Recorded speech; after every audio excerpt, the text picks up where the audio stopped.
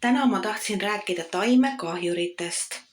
Kui nüüd olete oma kannad tuppa toonud ja nad kõik väga ilusti kasvavad, nagu mul siin, nad kõik on uues mullas, siis ainuke koht, kus ennast see kahjur võiks varjata, on tegelikult lehtede vahel, siin näiteks, ja lehtede all eelkõige.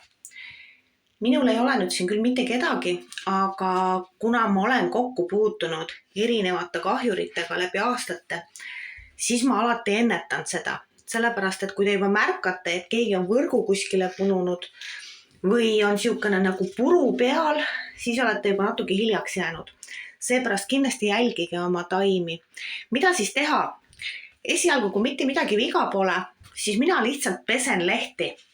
Ideaalis peaks seda tegelikult tegema õhtul, niimoodi, et see taim jääkski näiteks ööseks vannituppa ja hommikul tõstate ta uuesti aknale tagasi. Siis ta ei saa siukest kuuma kahjustust.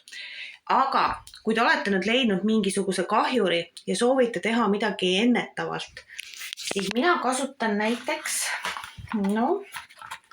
ütleme siis selliseid variante. On siis marvik ja on fitsimait, aga ma teen oluliselt lahjema segu, oluliselt lahjema, kui seal kirjas on. Ja kui ma tahan, et see aga ennetada, siis ma lihtsalt pritsin peale pesemist taimede lehealused eelkõige üle. Ja taime siis siuksed pesakesed. Ja jätan nad siis siia vannituppa kuivama. Nii et taime pesemine on nagu väga hea. See eemaldab ka tolmulehtedelt ja taim saab siis paremini hapnikku omastada. Nii et kindlasti tasub jälgida taimi.